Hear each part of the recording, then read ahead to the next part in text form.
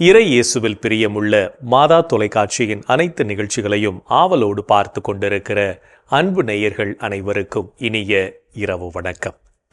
இன்று உங்களுடைய வேலைகள் அனைத்தையும் முடித்துவிட்டு உறங்கச் செல்வதற்கு முன்பாக இந்த குட் நைட் டாக் நிகழ்வுக்காக நீங்கள் காத்து கொண்டிருப்பீர்கள் என்று நினைக்கிறேன்.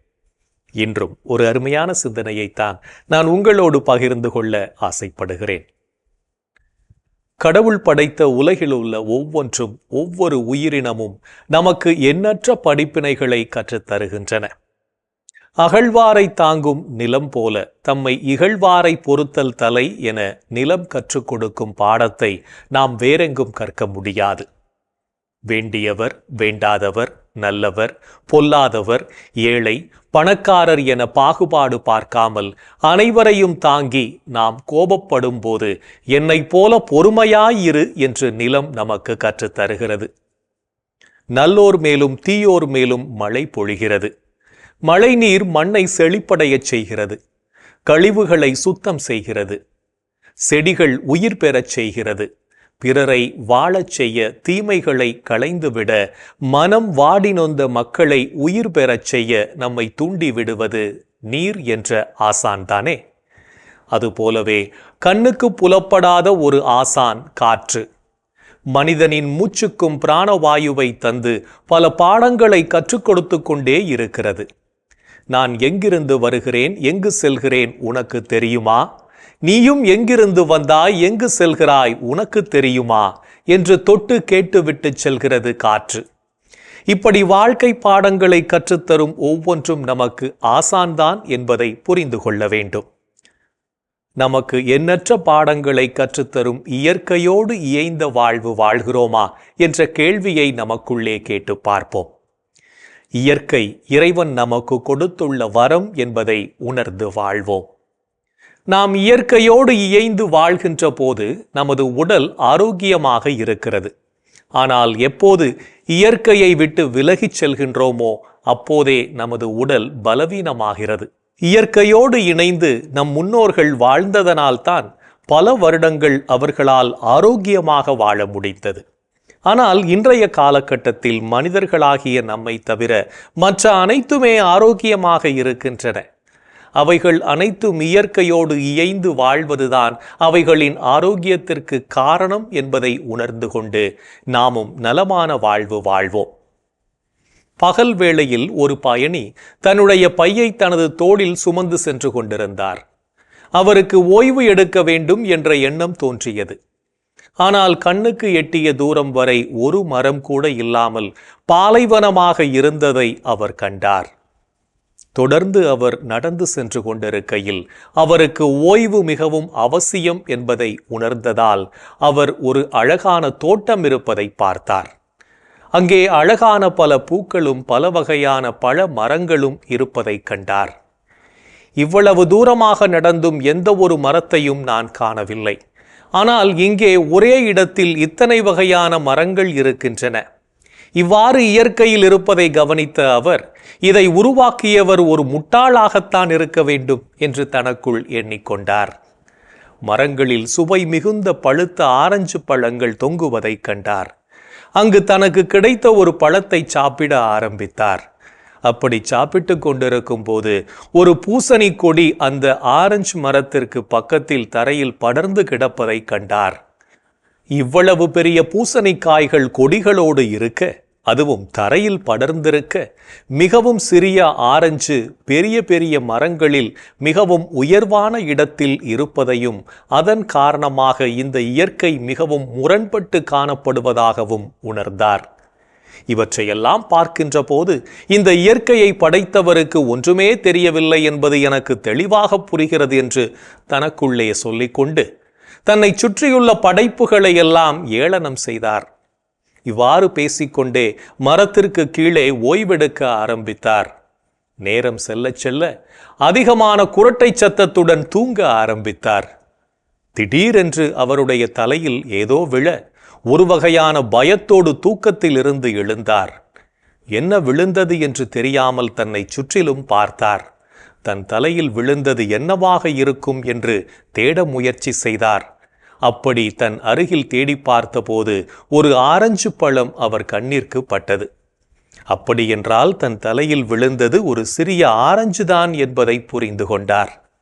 அப்போதுதான் அந்த பயணிக்கு ஒரு விஷயம் புரிந்தது. ஒருவேளை அந்த பூசணிக்காய் தலையில் விழுந்திருந்தால் என் கதி என்ன ஆயிருக்கும் என்று யோசித்தார். அப்படியென்றால் பூசணிக்காய் இருக்க வேண்டியது தரையில்தான் என்பதை உணர்ந்து கொண்டார்.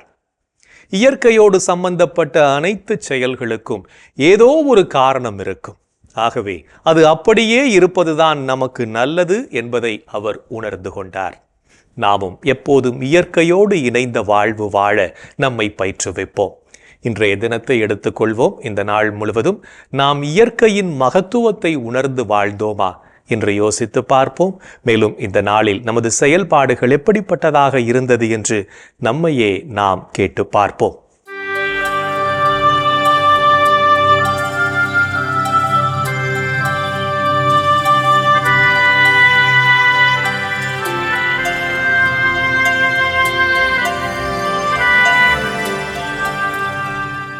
இன்று நீங்கள் அலைபேசிக்கு அடிமையாயிருந்து உங்கள் நேரத்தை விரயமாக்கினீர்களா? நேரத்தை வீணாக்கும் போது கடிகாரத்தை பார். ஓடுவது முள்ளல்ல உன் வாழ்க்கை. இன்று நீங்கள் உங்கள் கணவருக்கு கீழ்ப்படிந்து நடந்தீர்களா? திருமணமான பெண்களே, ஆண்டவருக்கு பணிந்திருப்பது போல் உங்கள் கணவருக்கு நீங்கள் பணிந்திருங்கள். இன்று நீங்கள் உங்களுக்கு கொடுக்கப்பட்ட கடமையை பொறுப்புடன் செய்தீர்களா? கடமையை செய்தால் வெற்றி, கடமைக்கு செய்தால் தோல்வி. இன்று நீங்கள் மூட நம்பிக்கையை பின்பற்றி நடந்தீர்களா? கடவுள் ஒருவரே, கடவுளுக்கும் மனிதருக்கும் இடையே இணைப்பாளரும் ஒருவரே, அவரே இயேசு கிறிஸ்து என்னும் மனிதர். இன்று நீங்கள் கடவுளின் குரலுக்கு செவிமடுத்தீர்களா? மனிதர் அப்பத்தால் மட்டுமல்ல, மாறாக கடவுளின் வாய்ச்சொல் ஒவ்வொன்றாலும் வாழ்வர். இன்று நாம் எப்படிப்பட்ட செயல்களை செய்திருக்கிறோம் என்று நம்மையே நாம் திரும்பி பார்த்த வேளையில் பல செயல்கள் இறைவனுக்கு ஏற்புடையதாக இருந்தாலும் சில செயல்கள் இறைவனுக்கு எதிராகவும் அமைந்திருக்கும். அத்தகைய தருணங்களுக்காக மனம் வருந்தி மன்னிப்பு வேண்டி மனத்துயர் மன்றாட்டை ஜெபிப்போம்.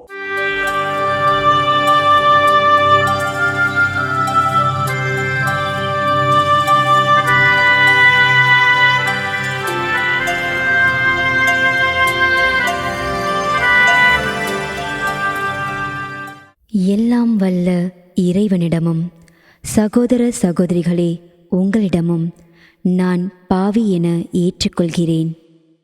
ஏனெனில் என் சிந்தனையாலும் சொல்லாலும் செயலாலும் கடமையில் தவறியதாலும் பாவங்கள் பல செய்தேன். என் பாவமே, என் பாவமே, என் பெரும் பாவமே. ஆகையால் எப்போதும் கன்னியான புனித மரியாவையும் வானதூதர் புனிதர் அனைவரையும் சகோதர சகோதரிகளே உங்களையும் நம் இறைவனாகிய ஆண்டவரிடம் எனக்காக வேண்டிக்கொள்ள மன்றாடுகிறேன். ஆமேன். மனத்துயர் மன்றாட்டை செபித்ததன் வழியாக இறைவனிடமிருந்து மன்னிப்பை பெற்றிருப்போம் என்ற நம்பிக்கையோடு இறை வேண்டலில் இணைவோம்.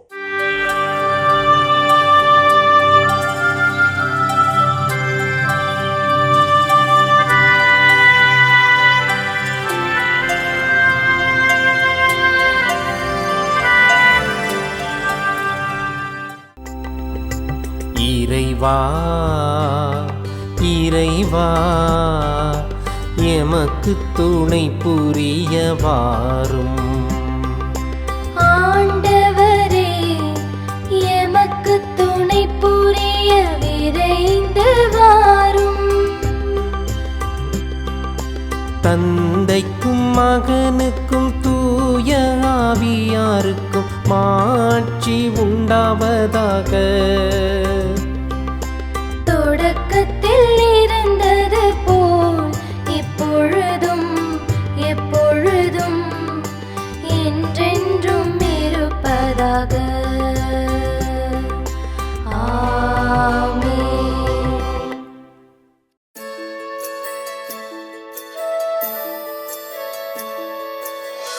போயது பொழுது புகுந்தது இரவு, தூய நேயனை உனது பொன்னடி தொழுதோ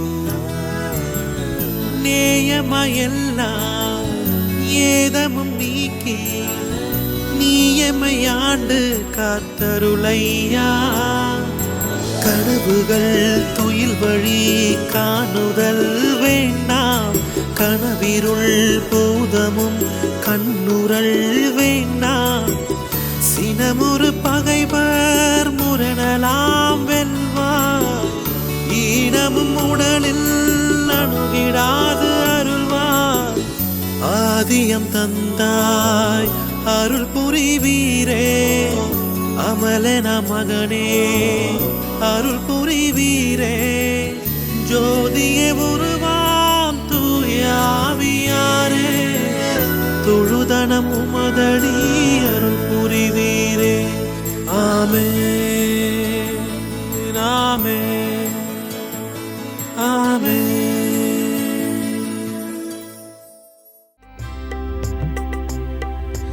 இறைவா இன்னுடலும் பாதுகாப்பில் நிலைத்திருக்கும் இறைவா என்னுடலும் பாதுகாப்பில் நிலைத்திருக்கும்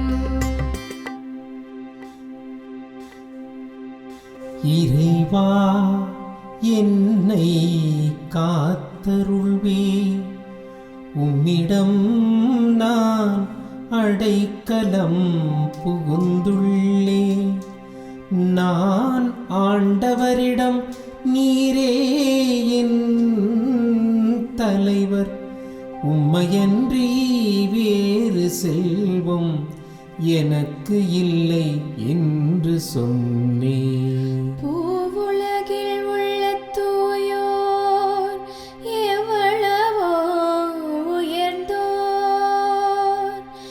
அவர்களோடு இருப்பதே எனக்கு பேரின்பம். வேற்று தெய்வங்களை தொழுவோர் தங்கள் துன்பங்களை பெருக்கிக் கொள்வர். அவற்றுக்கு செலுத்தப்படும் இரத்தப் பலிகளில் நான் கலந்து கொள்ளேன். அவற்றின் பெயரை கூட நாவினால் உச்சரியேன். ஆண்டவர் தாமே என் உரிமை சொத்து அவரே என் கிண்ணம் எனக்குரிய பங்கை காப்பவரும் அவரே. இனிமையான நிலங்கள் எனக்கு பாகமாக கிடைத்தன. உண்மையாகவே என் உரிமை சொத்து வளமானதே. எனக்கு அறிவுரை வழங்கும் ஆண்டவரை போற்றுகிறேன். இரவில் கூட என் மனச்சான்று என்னை எச்சரிக்கின்றது. ஆண்டவரை எப்போதும் என் கண் முன் வைத்துள்ளேன். அவர் என் வலப்பக்கம் உள்ளார். எனவே நான் அசைவுறேன். என் இதயம் மகிழ்கிறது, என் உள்ளம் அக்களிக்கிறது. என் உடலும் உம் பாதுகாப்பில் இளைப்பாரும். ஏனெனில் என்னை பாதாளத்தில் விட்டுவிட மாட்டீர். உம் அன்பன் நான் படுகுழியை காண விடமாட்டீர். வாழ்வின் வழியை நான் அறியச் செய்வீர். உமது திருமுன் எனக்கு நிறை மகிழ்ச்சி உண்டு. உமது வலப்பக்கத்தில் எப்போதும் பேரின்பம் உண்டு. தந்தைக்கும் மகனுக்கும் தூய ஆவியாருக்கும் மாட்சி உண்டாவதாக. தொடக்கத்தில் இருந்தது போல் இப்பொழுதும் எப்பொழுதும் என்றென்றும் இருப்பதாக. ஆமென். இறைவா, இன்னுடலும் பாதுகாப்பில் நிலைத்திருக்கும். இறைவா, என்னுடலும் பாதுகாப்பில் நிலைத்திருக்கும். இறைவனின் உடனிருப்பு இந்த இரவு பொழுதிலும் நம்மை பாதுகாத்து வழிநடத்தும் என்ற நம்பிக்கையை இறை வேண்டலின் வழியாக பெற்றுக்கொண்ட நாம் இப்போது நாளைய நற்செய்தி வாசகத்திற்கு செவிமடுப்போம்.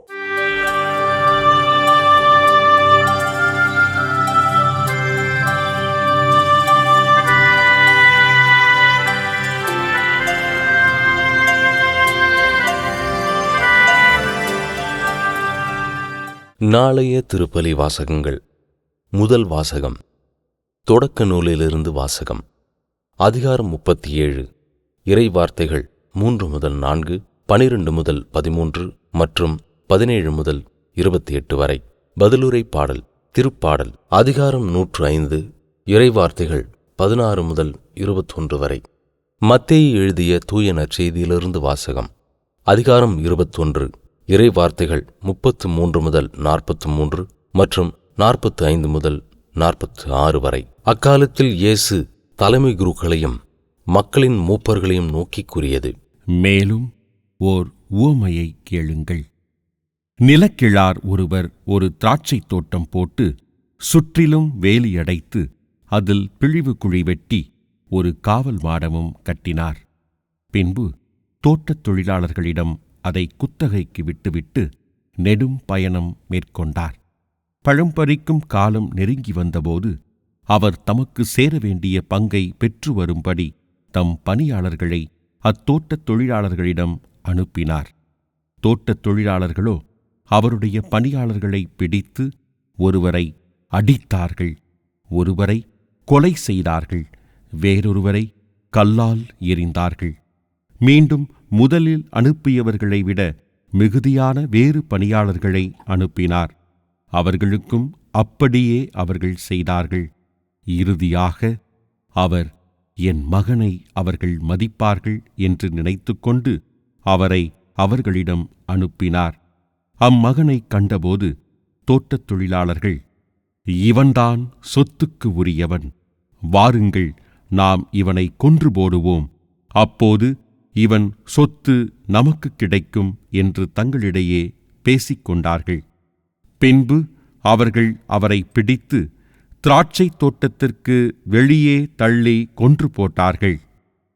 எனவே திராட்சைத் தோட்ட உரிமையாளர் வரும்போது அத்தொழிலாளர்களை என்ன செய்வார் என்று இயேசு கேட்டார்.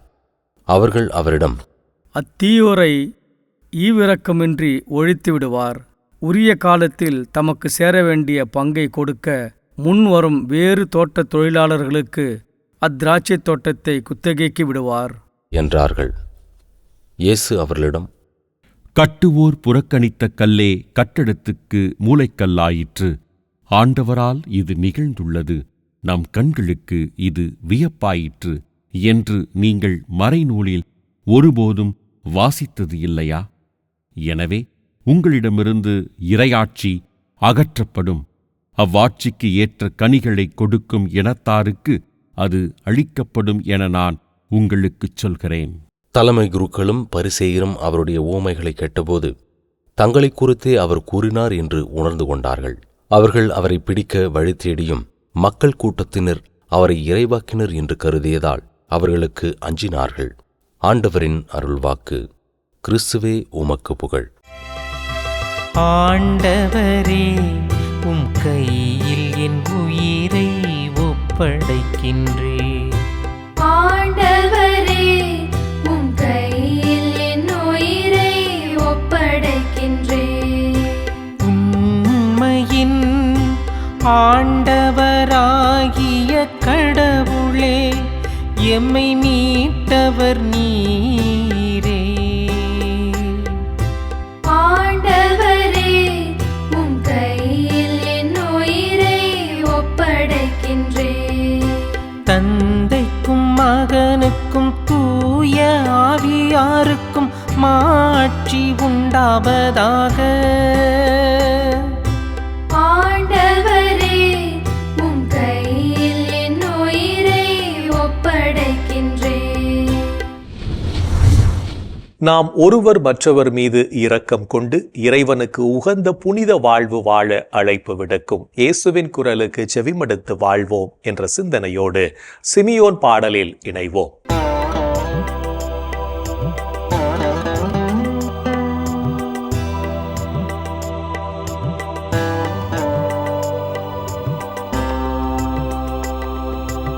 ஆண்டவரே, நாங்கள் விழித்திருக்கும் போது எங்களை காத்தருளும்.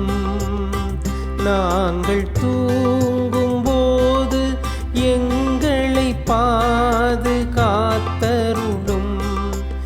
இதனால் கிறிஸ்துவோடு விழித்திருந்து அவரோடு அமைதியில் இளைப்பாறுவோம்.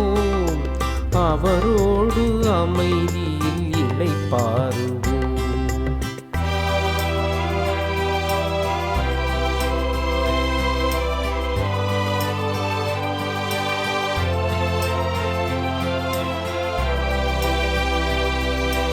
ஆண்டவரே, உமது சொற்படி உமது அடியான் என்னை இப்போது அமைதியுடன் போகச் செய்கிறீர்.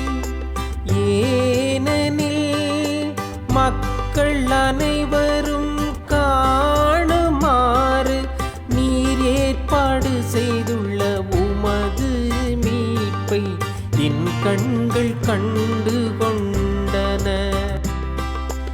இம்மீட்பே பிற இனத்தாருக்கு வெளிப்பாடு அருளும் மொழி.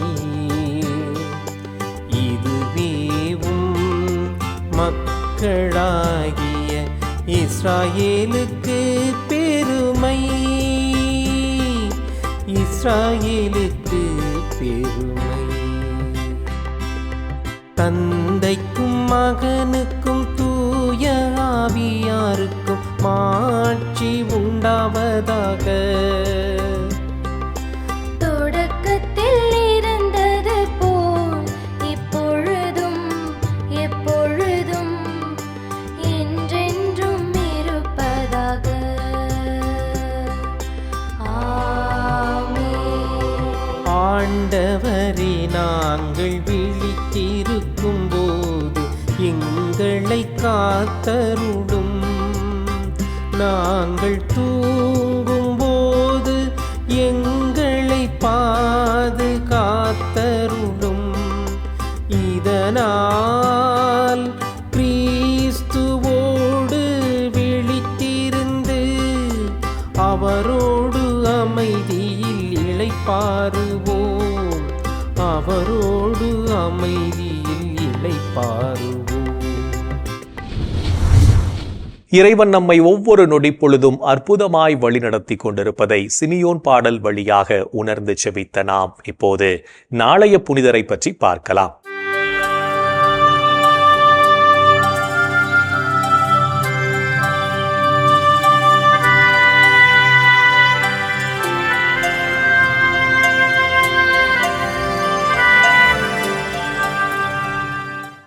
மார்ச் 6.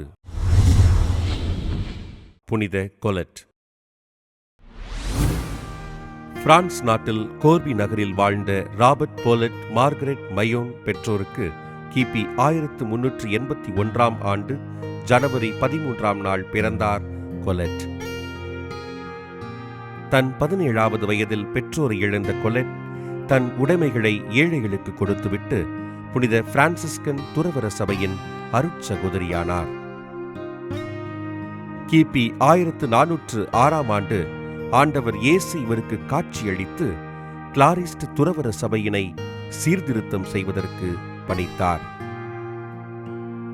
திருத்தந்தை 12ஆம் ஆசிர்வாதப்பரின் திருக்கரங்களால் கிளாரிஸ்ட் சபையின் உடையினை பெற்றுக்கொண்ட இவர் திருத்தந்தையின் அனுமதியுடன் கிளாரிஸ்ட் சபையினில் சீர்திருத்தம் செய்தார். அருட்சகோதரி கொலெட்டின் சீர்திருத்த விதிமுறைகள் பிரான்சிஸ்கன் ஆண் துறவியர் மடங்களிலும் ஏற்கப்பட்டு கடைபிடிக்கப்பட துறவரம் மறுமலர்ச்சி கண்டது.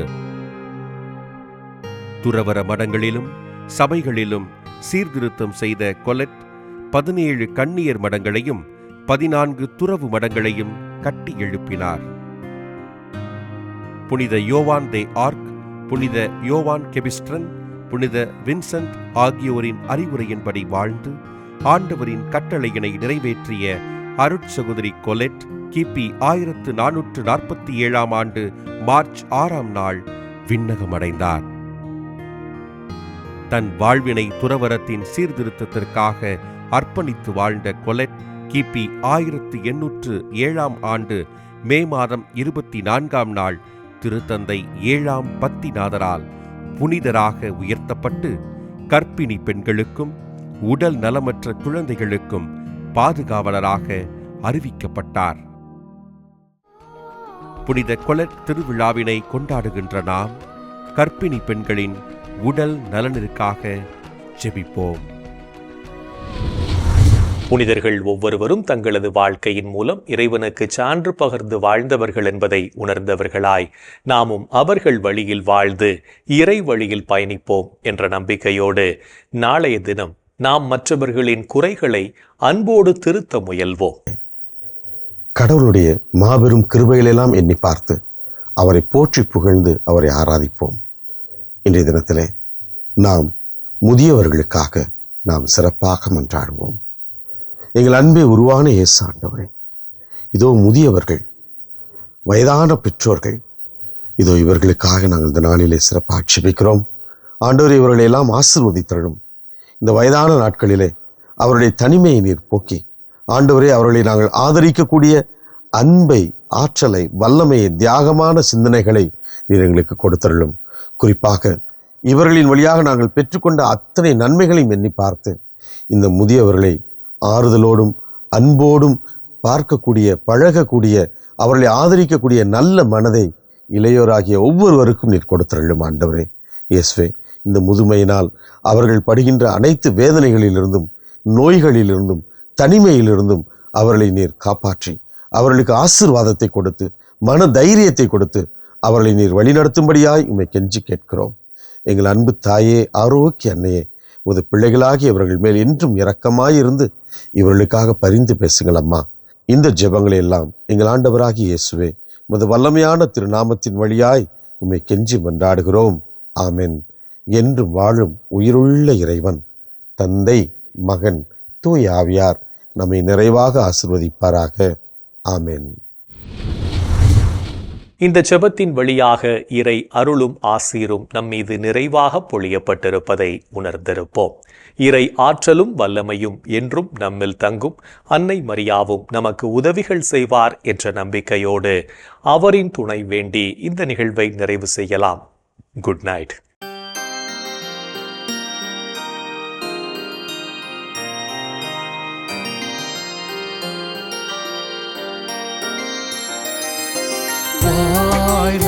அரசியே, தயை மிகு அன்னையே, வாழ்வே இனிமையே, தஞ்சமே வாழ்க. தாயகம் இழந்த ஏவையின் மக்கள் தாயே என்றும்மை கூவி அழைத்தோ. கண்ணீர் கனவாய் நின்றும்மை நோக்கி கதறியே அழுதோம், பெருமூச்செறிந்தோம். ஆதலால் எமக்காய் பரிந்துரைப்பவரே அன்புடன் எம்மை கடைக்கண் பாரே. உம் திருவயிற்றின் கனியாம் இயேசுவை இம்மை வாழ்வின் இறுதியில் காட்டுவிற் கருணையின் உருவே தாய்மையின் கனிவே இனிமையின் அன்னை மரி